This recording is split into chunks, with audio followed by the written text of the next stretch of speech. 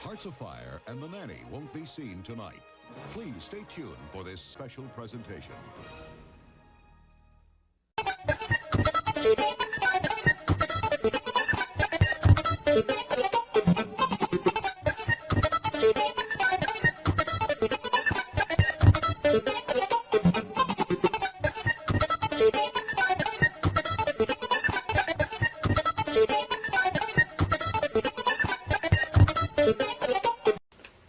Hello, this is Billy Core from homeofcarolinacirclemall.com, and tonight I'm going to do something a little bit different. I'm not going to talk about Carolina Circle Mall. I'm going to talk about computers, which is something I've had an interest in since 1995 when Windows 95 was released.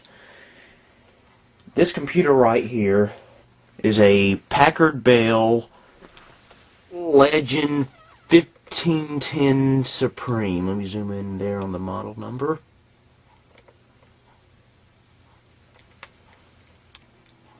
And now I'm going to boot it on up.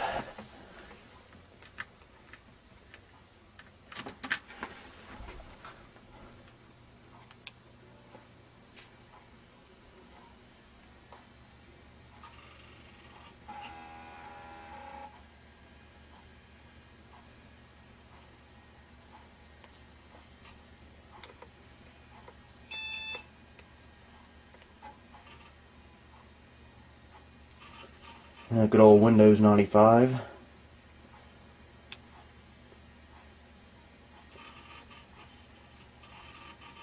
That would definitely be my favorite old school operating system because it's the first one I ever used, and it just brings back a lot of memories.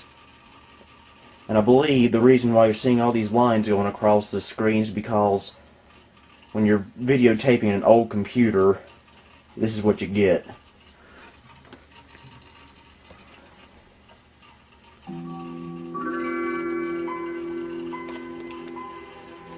And here we go.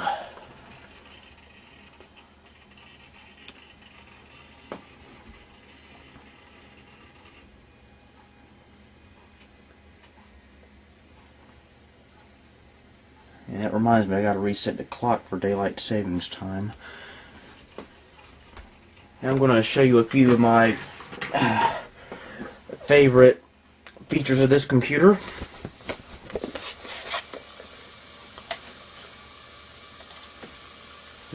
This computer, just like every Packard Bell computer of its time, comes with the infamous Packard Bell Navigator, which you will see right now.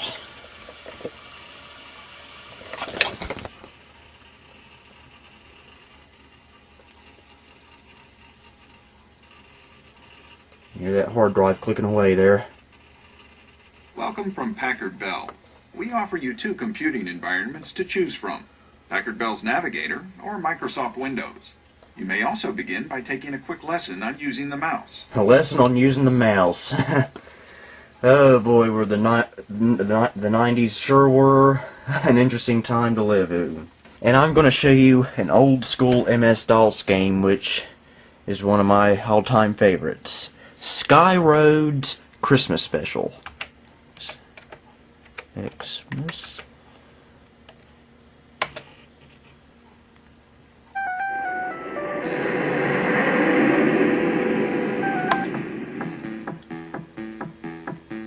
And by the way, if you have any memories of Windows 95, Packard Bell computers, or Sky Road's Christmas Special, please be sure to leave comments on this video, and I will respond to them as quickly as possible. Alright, let's see how I am with this while holding a video camera.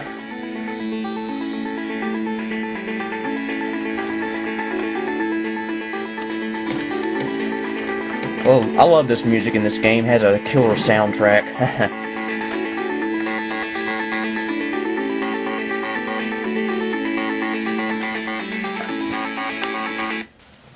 And thank you for watching this video, and have a nice evening.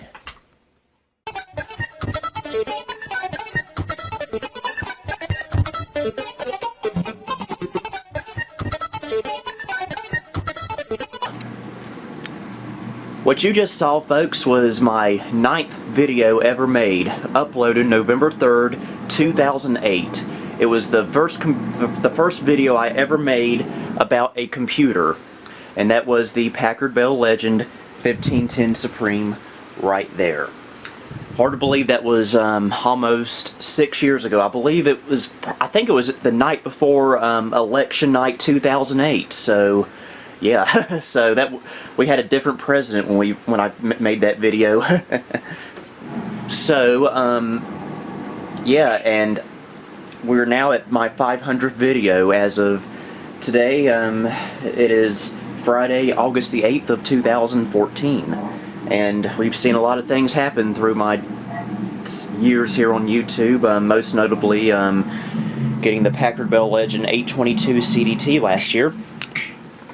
And I've been trying to figure out what to do for my 500th video. I've had all kinds of ideas ranging from extravagant to more down-to-earth, and I think we'll go with the more down-to-earth approach. And I came up with two ideas. One was to do a video about Microsoft Bob, but instead I'm going to do a video about a very rare piece of Packard Bell related hardware. But before we do that, let's say hello to some special guests we have for our 500th video. We got here on Skype, first of all, we got Elmol3. Hey Internet, how you doing? And we got Jay Wakefield, Video Sun Frontiers.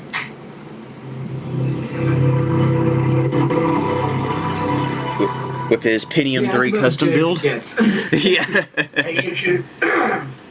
Welcome to this 500th video from Road Geek. Today we're going to be looking at a Packard Bell TV tuner card with myself, Elmol3, and of course the star of the show, Road Geek himself. Hello. And the TV tuner card Jay just referenced is right over here. This is a very rare piece of Packard Bell hardware. Packard Bell started making these TV cards, I believe, in the early 90s, and they used these up until about 1996 or so when they switched to a newer type of TV card. But nevertheless, this is quite rare, and I have to admit I got a pretty good deal for this on eBay. And I believe this is the PBTV3 card. It might be the 4, I don't know, but this arrived in the mail today. And here's a closer look at it. It has Cirrus Logic chips on it, along with a Philips chip on it right here. Copyright 1988 actually, so that chip is older than I am. And on the front, and it's a 16-bit ISA card, as you can see here. And on the front ports here, we have a VGA. I'm not sure what that's for. We have composite out, composite audio out, I believe, and no, that's composite in, composite audio in, and coax in. So this can still be hooked up to modern day cable systems. Now it also has a couple of internal connections here. First of all, we have this very prominent ribbon cable. This is the Visa connector, which plugs directly into the motherboard on a Packard Bell computer. And we have this audio cable, this TV audio cable. I believe what you do with this, this end here is a headphone jack style connector. So what you do is somehow I got to get a male-to-male stereo audio connector to go from here and go out from the computer chassis into the line-in input on the sound card. So it won't look very pretty, but it can be done, and we will be doing this in a moment. And I am actually not going to be doing this with the I am actually not going to be installing this into the Legend 822 CDT. Instead, I am going to be putting this into the Packard Bell Legend 1510 Supreme, the video that was featured in my 9th ever video from 2008. And it's going to, if what I hope to do with this is make this Packard Bell Legend 1510 Supreme into some kind of video monitor, so I can replace this TV here, and I can play like Sega Genesis, Super Nintendo, and even watch videotapes on a Packard Bell from 1996. Now, won't that be awesome? So, I guess what we need to do now is get the 1510 Supreme open and start working. So I'll be right back. Okay, we are back. I got the Legend 1510 Supreme open now.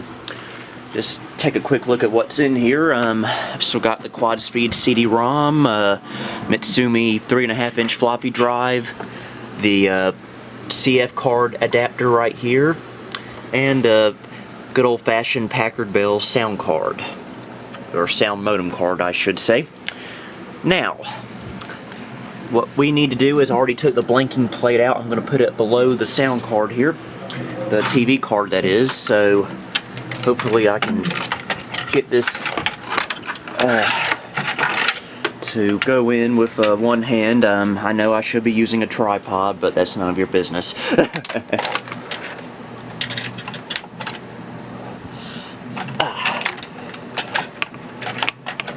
Yeah, I'm going to have to pause the video. I'll be right back.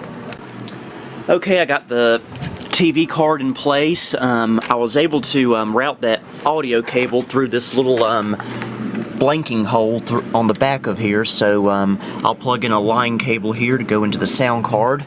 Let me turn my sound down. Skype's getting too loud.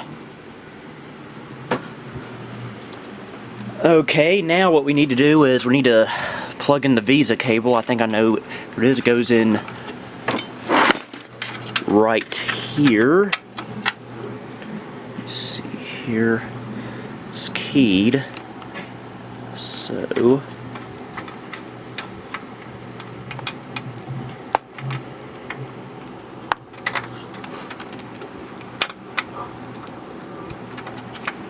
sorry for the shaky camera, guys.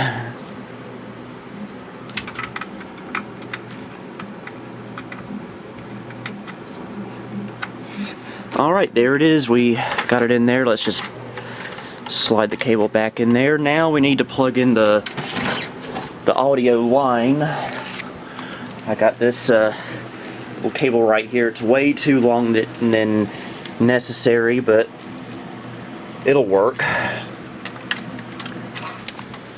So, gotta do this off camera here, folks.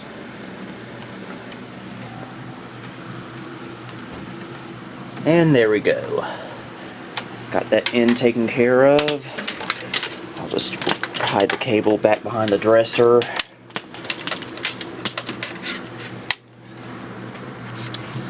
And let's see. Line in will go, it's too dark here, but right there, like so.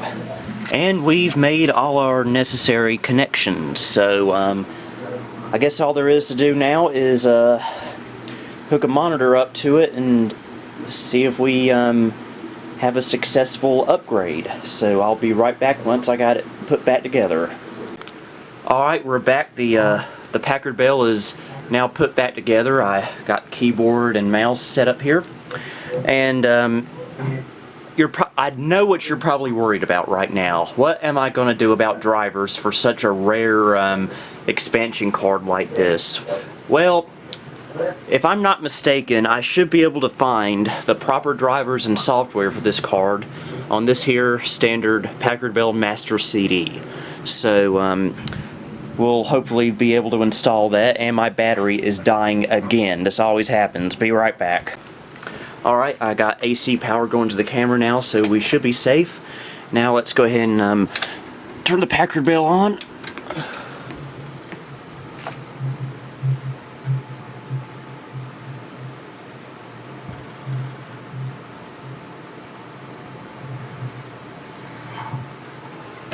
Huh, VGA must be loose.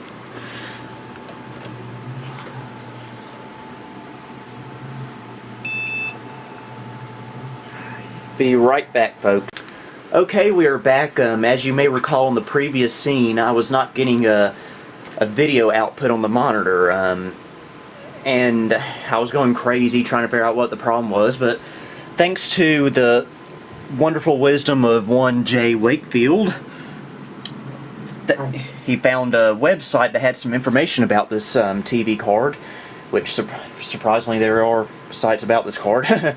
And apparently it was the simplest thing. I had the Visa ribbon cable plugged into the motherboard backwards, and now... Just say, what, Jay? You're not a Packard Bell veteran, a vintage Packard Bell veteran, until you've plugged the ribbon connection the wrong way round. Because on Packard Bells, they don't actually ever have the plastic rim around the connectors. Oh gosh, yeah. So it is pretty much 50% guaranteed you will plug it in backwards. Exactly. I've done that with so many floppy cables and IDE cables over the years. There's more ribbons in a Packard Bell than there are in the Christmas supply store. I found out during the exciting yet frustrating journey of getting my Packard Bell Legend multimedia, which is a 486 one, all nice and ready and what have you. It's blooming difficult, and it's very frustrating. Sorry, back to you. Alright, and another thing I had to do was, instead of plugging the VGA cable into the motherboard like I usually do with a Packard Bell, I had to plug it into the VGA socket on the TV card. But I have something rather awesome for you guys to see. Let's go into the Start menu, go into Programs, go to Packard Bell PBTV4, and we're about to see something you normally wouldn't see on a computer of this era. Let me make this window a little bit larger. I have my good old Sony SLV N50 VCR, greatest VCR ever made in my opinion. And I have a tape in here, my infamous Rugrats Marathon tape from 1994, best tape ever recorded. And we're gonna press play and see what happens. The crowd's excited, the time has come. Remember what we practiced? Take a look at that, folks. Yes, you can see the practice, the moves, the plays, all is stand over and under, up and down. We have a working TV card on this Packard Bell. I don't believe it. This is one of the commercials, by the way. I didn't want to show actual Rugrats since Viacom would come knocking down my door. And we're coming up to one of my favorite commercials.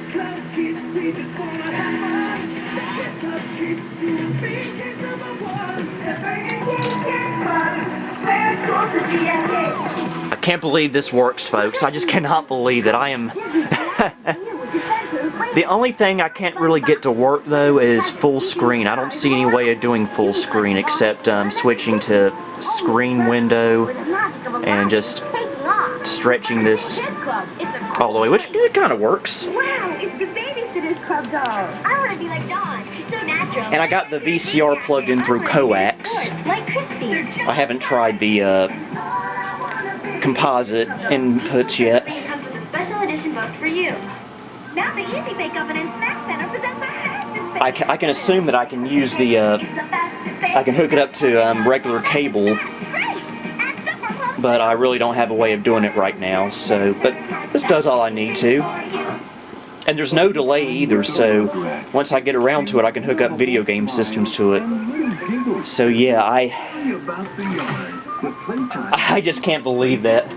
Stop the tape there, but yeah, what do you guys think? I think it's fantastic. Now, if you get a 3DO, you can play Plumbers Don't Wear Ties on your computer.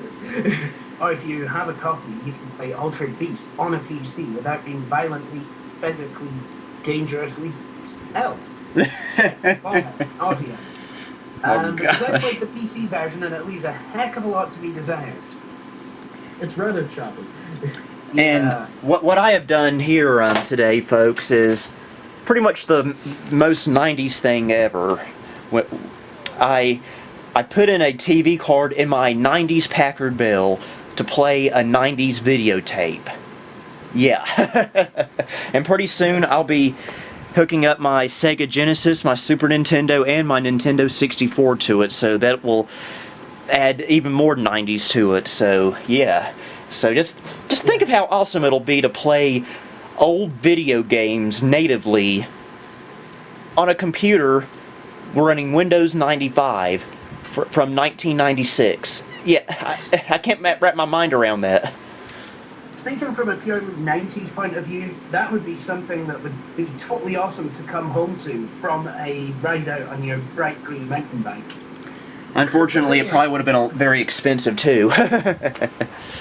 Yeah, definitely would have been very expensive, but yeah. Let's take a look at some of the features on the PBTV4 program. Interestingly enough, you can do video capture. I'm not sure how the quality is and what format it does. I think you can also take screenshots, and I shouldn't have done that there. And yeah, you can switch from TV to video. That's the composite. Have a channel scan. Not sure what high resolution mode is, but oh well, we'll do that.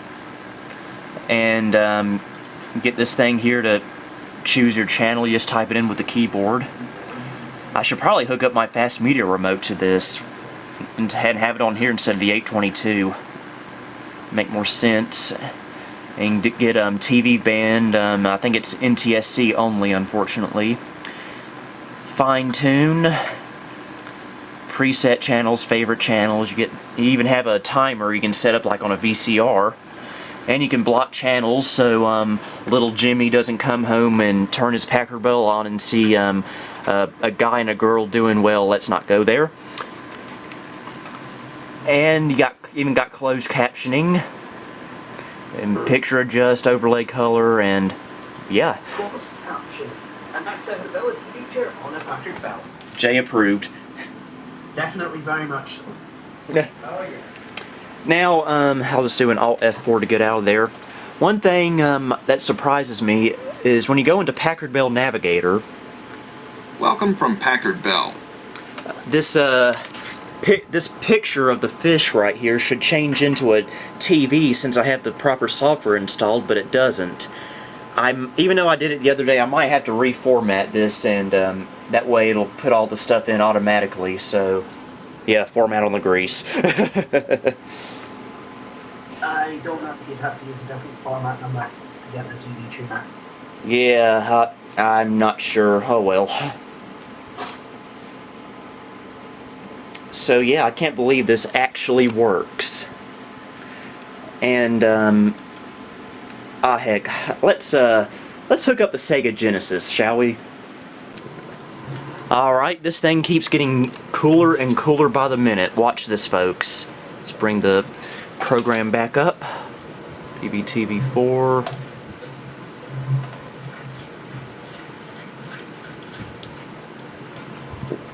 And as you can see, that's Sonic the Hedgehog. I don't know why it's all frozen like that, but oh yeah, no wonder. I still had it paused from the test game I was playing, but watch this.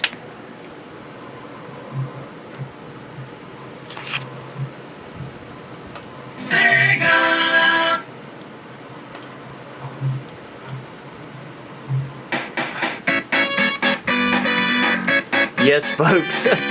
Sega Genesis is running on the 1510 Supreme. I just realized I can't play a platforming game with one hand.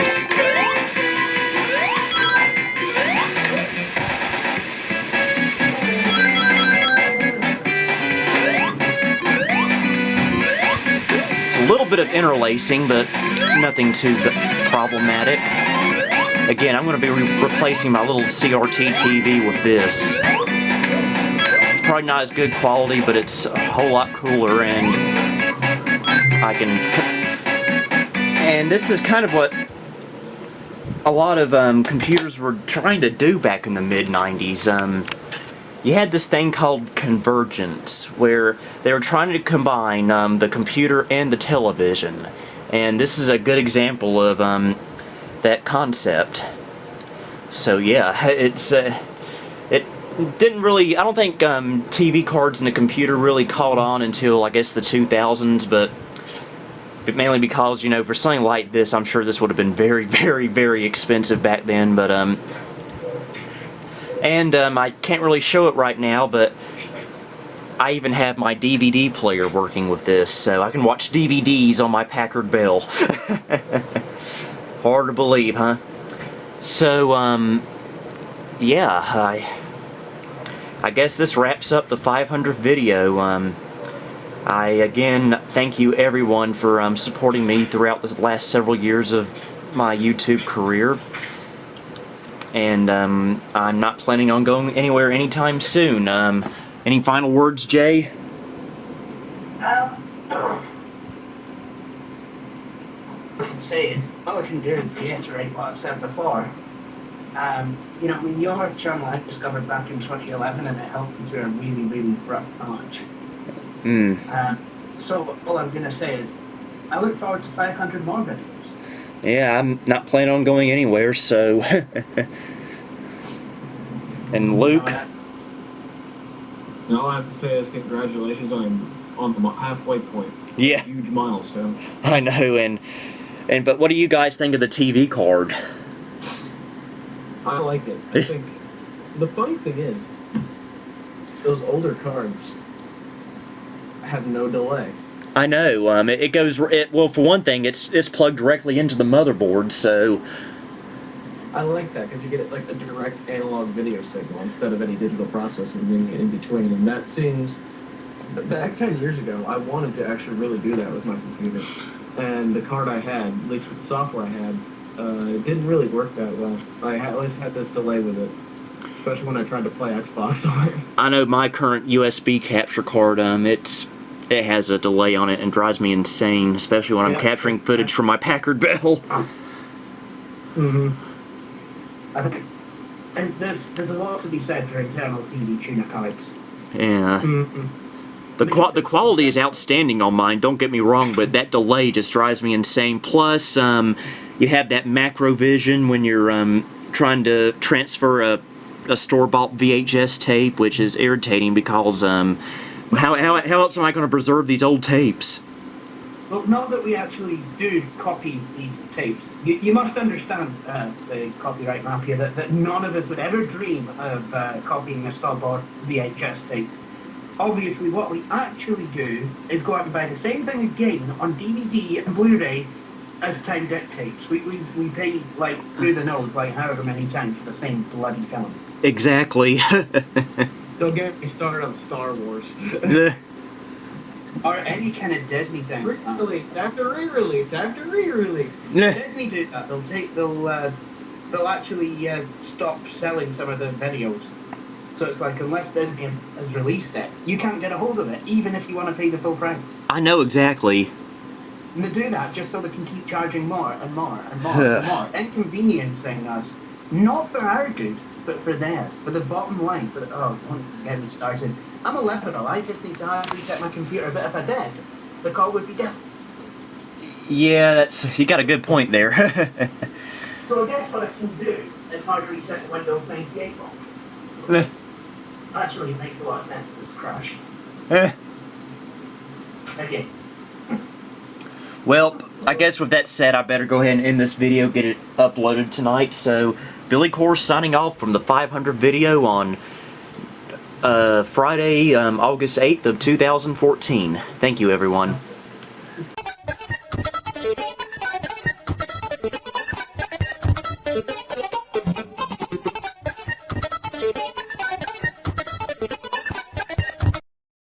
Running in the snow, running in the snow, running in the snow, running in the snow, running in the...